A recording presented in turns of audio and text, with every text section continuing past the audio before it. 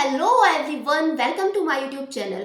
तो फ्रेंड्स, आज के इस वीडियो में हम फीमेल रिप्रोडक्टिव सिस्टम यानी कि मादा जनन तंत्र को बहुत ही डिटेल में समझने वाले हैं। जैसा कि लास्ट लेक्चर में हमने मेल रिप्रोडक्टिव सिस्टम को बहुत ही डिटेल में पढ़ा था, तो आज हम फीमेल रिप्रोडक्टिव सिस्टम को समझेंगे कि इसमें प्राइमरी सेक्स ऑर्गन क्या होते हैं, सेकेंडरी सेक्स ऑर्गन क्या होते हैं, ओवम कहाँ बनता है और कैसे ये यूट्रस यानी कि गर्भाशय तक पहुंचता है और किस तरीके से एक एम्ब्रियो बनता है और इस एम्ब्रियो का डेवलपमेंट होता है एक बेबी के फॉर्म में। ठीक है, तो इन सबको हम डिटेल में समझेंगे। तो आइए स्टार्ट करते हैं। जैसा कि मैंने आपको लास्ट वीडियो में बताया था कि चाहे मेल हो चाहे फीमेल हो, दोनों में ही जो रिप्रोडक्टिव ऑर्गन होते हैं वो प्राइमरी होते हैं और एक सेकेंडरी सेक्स ऑर्गन होते हैं। ठीक है, मतलब कि प्राइमरी सेक्स ऑर्गन होंगे और सेकेंडरी सेक्स ऑर्गन होंगे। तो जो प्राइमरी सेक्स ऑर्गन होते हैं ये होती है ओवरीज। ठीक है, जो फीमेल में ओवरीज होती हैं ये प्राइमरी सेक्स ऑर्गन में आते हैं। और इनका काम क्या होता है, ये जो ओवरी है इनका काम होता है ओवम को बनाना यानी कि oogenesis, फॉर्मेशन ऑफ एग को oogenesis कहते हैं। और साथ ही साथ ये कुछ हार्मोन भी रिलीज करते हैं जिन्हें बोलते हैं एस्ट्रोजन और प्रोजेस्टेरॉन। ठीक है, तो जो ओवरी है यहीं से सेक्रीशन होगा एस्ट्रोजन और प्रोजेस्टेरॉन हार्मोन का। तो ये जो एस्ट्रोजन और प्रोजेस्टेरॉन हार्मोन होते हैं ये रिस्पॉन्सिबल होते हैं किसी भी फीमेल में उसके फीमेल कैरेक्टर के लिए। ठीक है, इसके बाद आते हैं secondary sex organ. Secondary sex organ का काम क्या होता है, इनका काम होता है कंडक्शन और कॉपुलेशन।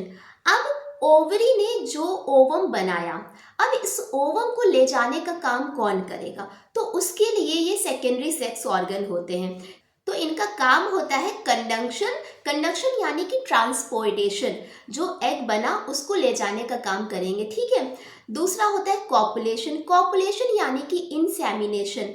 इंसेमिनेशन की जो प्रोसेस होती है, इस प्रोसेस में जो पेनिस होता है वो वेजाइना में एंटर करता है, तो इस प्रोसेस को हम इंसेमिनेशन कहते हैं। इसके अलावा सेकेंडरी सेक्स ऑर्गन में एसेसरी डक्ट आ जाती हैं जिनकी हेल्प से ये एग आगे मूव करता है। इनमें आ जाती है फैलोपियन ट्यूब या फिर ओविडक्ट। फैलोपियन ट्यूब जो है यहीं पे एग और स्पर्म का फर्टिलाइजेशन होता है। तो ये पॉइंट बहुत ही ज़्यादा इम्पॉर्टेंट होता है, कई बार एग्जाम्स में ये पूछा गया है कि जो स्पर्म और एग है तो उसका फर्टिलाइजेशन कहाँ पे होगा, तो आंसर होगा आपका फैलोपियन ट्यूब या फिर ओविडक्ट। इसके बाद आता है यूट्रस यानी कि गर्भाशय। नेक्स्ट है सर्विक्स और वेजाइना, तो ये एसेसरी डक्ट हैं। इसके अलावा इसमें कुछ एसेसरी ग्लैंड होती हैं जो कि क्या है, मेमेरी ग्लैंड यानी स्तन ग्रंथियां। तो इनको हम डिटेल में स्टेप बाय स्टेप समझेंगे। सबसे पहले हम बात करते हैं एक्सटर्नल रिप्रोडक्टिव पार्ट, यानी कि जो फीमेल होती है फीमेल का एक्सटर्नल रिप्रोडक्टिव पार्ट्स क्या होते हैं। एक्सटर्नल रिप्रोडक्टिव पार्ट्स में पहला होता है मॉन्स प्यूबिस। जो मॉन्स प्यूबिस होता है ये एक कुशनी और फैटी टिश्यू होता है जो कि स्किन के द्वारा कवर्ड रहता है। ठीक है, तो डायग्राम में आप देख सकते हैं कि ये जो ऊपर का एरिया है जो कि फैटी होता है थोड़ा, और इसे ही हम कहते हैं मॉन्स प्यूबिस। ये जो एरिया होता है काफ़ी कुशनी होता है, फैटी होता है, क्योंकि यहाँ पे बहुत सारे टिश्यूज प्रेजेंट होते हैं जिसके कारण ये थोड़ा फैटी होता है और यहाँ पे प्यूबिक हेयर प्रेजेंट होते हैं। नेक्स्ट आता है labia majora.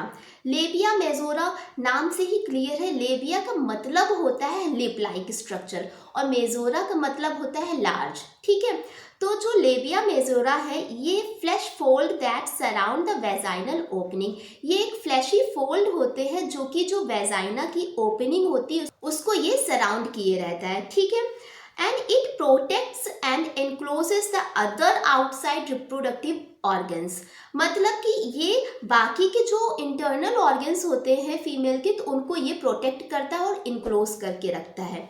And labia majora is analogous to the male scrotum.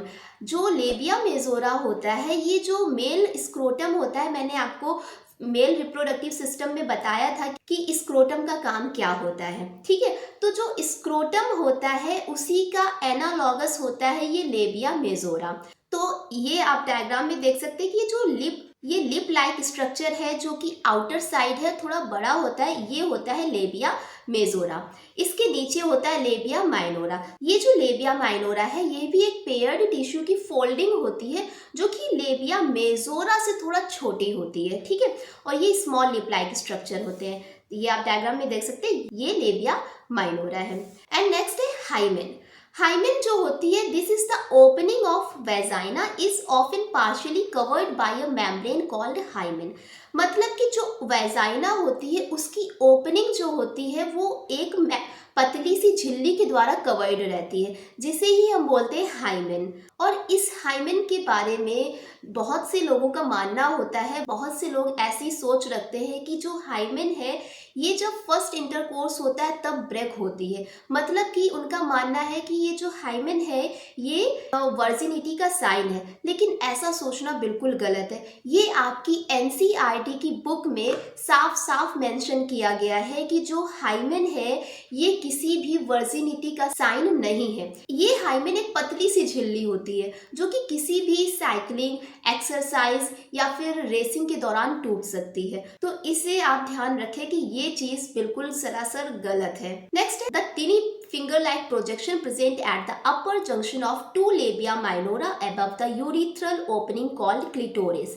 जो लेबिया मेजोरा होता है ये, ठीक है, डायग्राम में देखिए कि जो लेबिया मेजोरा है और लेबिया माइनोरा है, तो इनके बीच में एक जंक्शन होता है और यहाँ पे एक फोल्डिंग पाई जाती है, एक फिंगर लाइक प्रोजेक्शन पाया जाता है जिसे बोलते हैं क्लिटोरिस, ठीक है।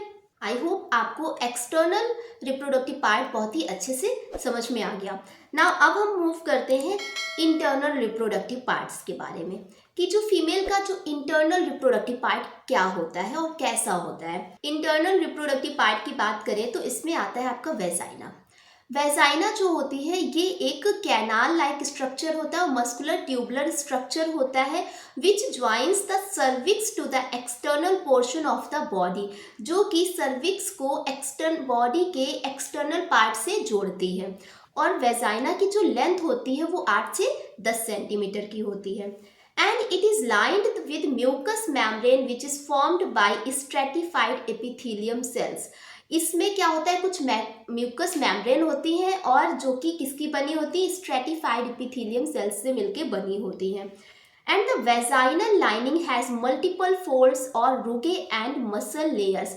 जो वेजाइना होती है इसकी लाइनिंग में बहुत सारी फोल्ड्स और रुगे प्रेजेंट होते हैं, ठीक है। And the medium of the vagina is acidic. जो वेजाइना होती है तो इसका जो मीडियम होता है वो 4.5 होता है, यानी कि एसिडिक होता है, ठीक है। अब ये जो इसकी एसिडिक नेचर होता है वेजाइना का, ये क्यों होता है, ये वेजाइना की प्रोटेक्शन में हेल्प करता है, ठीक है। किसी भी बैक्टीरियल इन्फेक्शन से उसकी हेल्प करता है कि कोई भी उस पर हार्म ना हो, ठीक है। तो अब बात करते हैं कि वेजाइना का फंक्शन क्या होता है। It allows discharge the menstrual flow. जो भी फीमेल को हर मंथ का जो एक पीरियड होता है, मेंस्ट्रुअल साइकिल होती है, तो इस मेंस्ट्रुअल साइकिल के दौरान जो मेंस्ट्रुअल फ्लूइड होता है, डिस्चार्ज होता है, तो वो इसी वेजाइना के थ्रू पास आउट होता है, यानी इसी वेजाइना के थ्रू द्वारा बाहर आता है, ठीक है। And as the female organ of coitus, vagina जो है ये ऑर्गन ऑफ क्वाइटस होता है, यानी कि जब इंटरकोर्स होता है यहीं से इंसेमिनेशन होता है, ठीक है।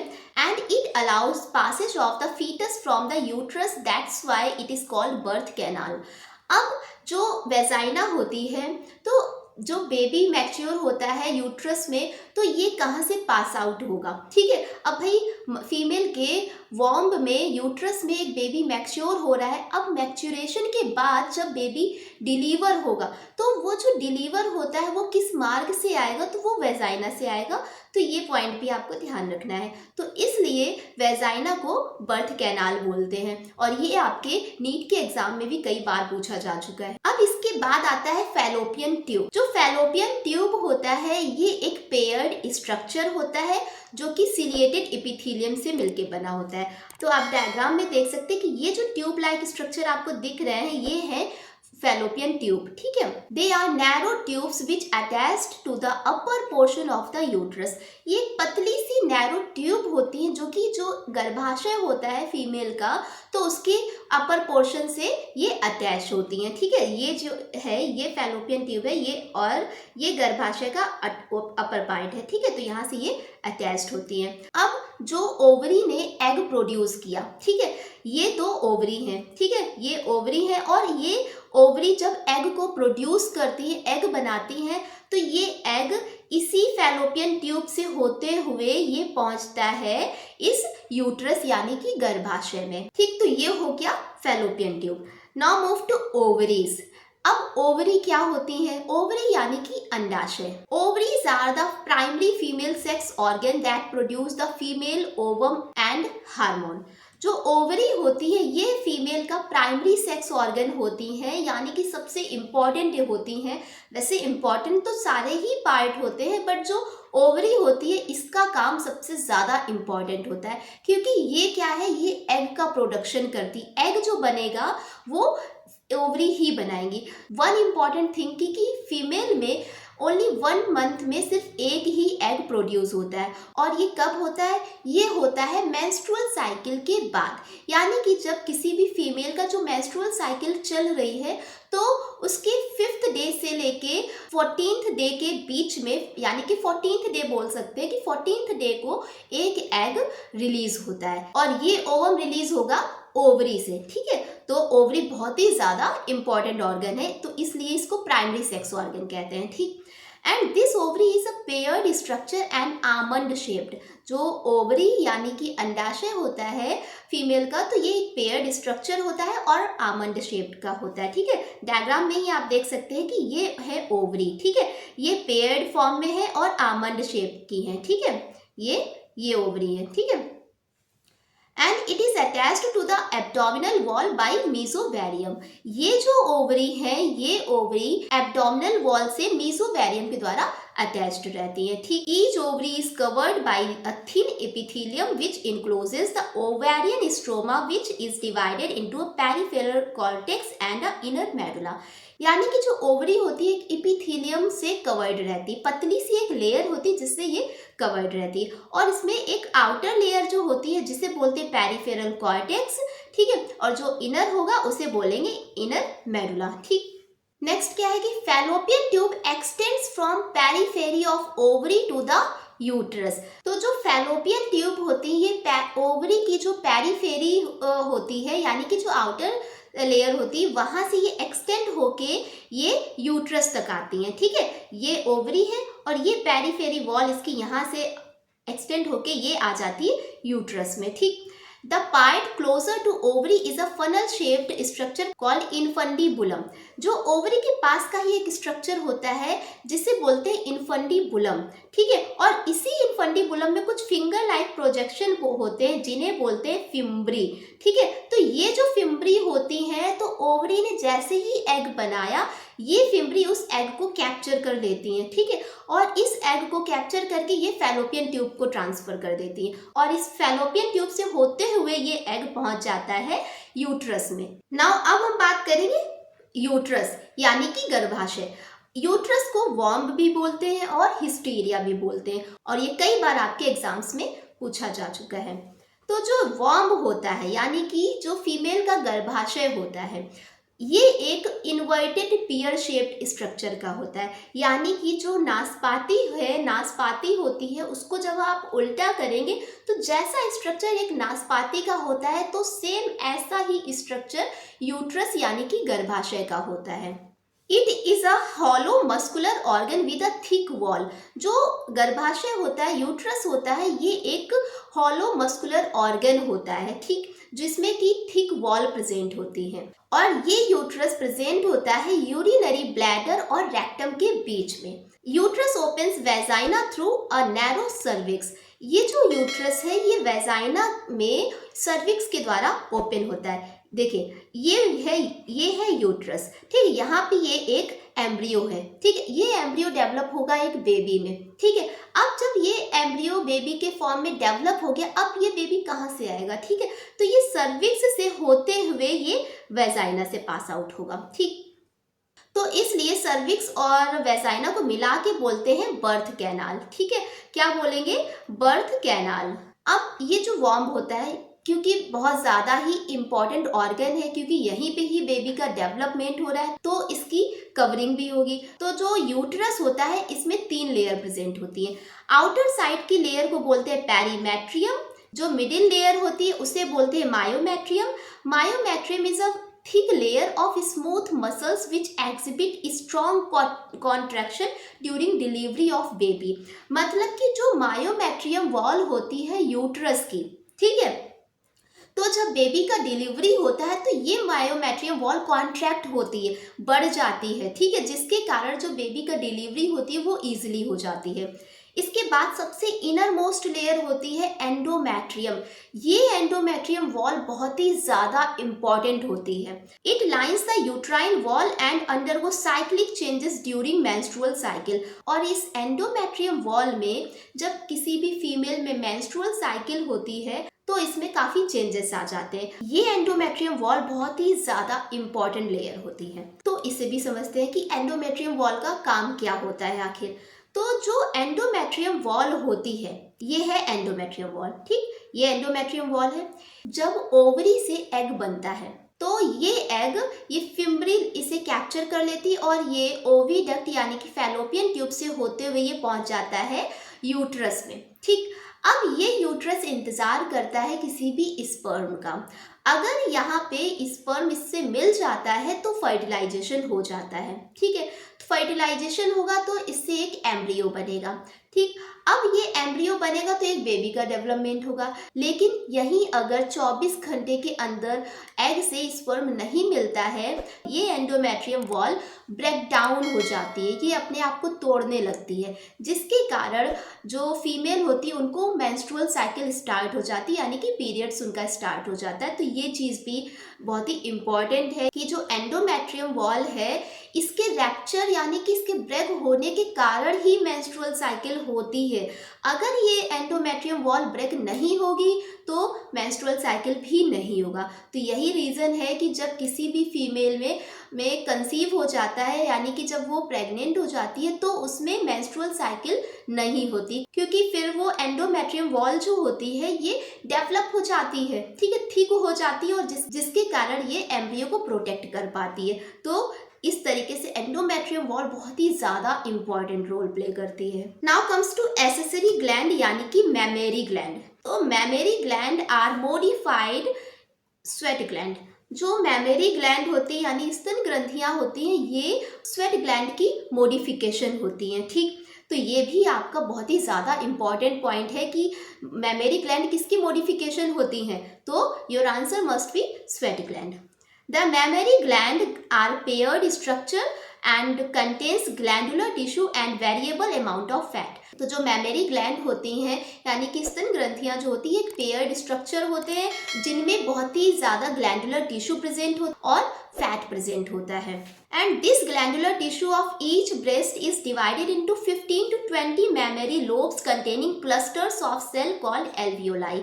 ये जो ग्लैंडुलर टिश्यू होते हैं, ठीक है, डायग्राम में आप देखिए कि जो ग्लैंडुलर टिश्यू होते हैं ये डिवाइड होते हैं 15 to 20 मैमेरी लोब्स में। तो डायग्राम में आप देखिए कि ये जो है ये आपकी ग्लैंडुलर टिश्यू है और ये glandular tissue 15 to 20 mammary lobes में डिवाइडेड होते हैं। ठीक, और इन्हीं मैमेरी लोब्स में प्रेजेंट होती हैं mammary alveoli. And this alveoli secrete milk which is stored in the cavities of alveoli. ये जो एल्वियोलाई होती है ये एल्वियोलाई मिल्क का सेक्रीशन करती हैं। ठीक है, ये एल्वियोलाई है, अब यहीं से ही मिल्क का सेक्रीशन होता है और ये जो मिल्क का सेक्रीशन होता है ये स्टोर हो जाता है, जो एल्वियोलाई की ल्यूमेन होती हैं, कैविटीज होती हैं, उनमें स्टोर हो जाता है। And this alveoli opens into mammary tubules. ये जो एल्वियोलाई है ये कहाँ पे ओपन होगी, ये मैमेरी ट्यूब्यूल्स में ओपन होंगी और ये मैमेरी ट्यूब्यूल मिल के एक मैमेरी डक्ट बना लेती हैं। ठीक है, ये मैमेरी डक्ट मिल के बना ली। ठीक है, ये मैमेरी एल्वियोलाई है, यहाँ पे मिल्क का सेक्रीशन हुआ और ये स्टोर हो गया मैमेरी एल्वियोलाई की ल्यूमेन में यानी कि कैविटीज में, और इन एल्वियोलाई ने मिल के एक डक्ट बना ली जिसे बोलते हैं मैमेरी डक्ट। अब बहुत सारी मेमोरी डक्ट मिल के एक मेमोरी एम्पुला बना लेते हैं, ठीक है। ये और ये एम्पुला कनेक्टेड होता है लैक्टिफेरस डक्ट से, ठीक है। तो जब भी कोई बेबी सक करता है तो इन लैक्टिफेरस डक्ट के द्वारा जो मिल्क है वो बाहर आता है, ठीक। तो ये हो गया आपका मेमोरी ग्लैंड के बारे में। तो आई होप आपको ये सारी चीज़ें समझ में आई होंगी। तो आज की वीडियो में हमने फीमेल रिप्रोडक्टिव को अच्छे से समझा कि फीमेल रिप्रोडक्टिव ऑर्गन क्या होते हैं, उसमें प्राइमरी सेक्स ऑर्गन क्या होते हैं, सेकेंडरी सेक्स ऑर्गन क्या होते हैं, इनका काम क्या होता है, यूट्रस का काम क्या होता है, ओवम कहाँ से बनता है, ओवम कैसे यूट्रस तक पहुँचता है, ठीक है। तो ओवरऑल हमने सारा कुछ डिटेल में समझा। तो आई होप आपको सारी चीज़ें समझ में आई होंगी। लेकिन अगर आपका कोई डाउट रह गया है, कोई क्वेरी रह गई है, तो उसे प्लीज़ कमेंट बॉक्स में मेंशन करें। तो मिलते हैं नेक्स्ट वीडियो में। Thanks for watching.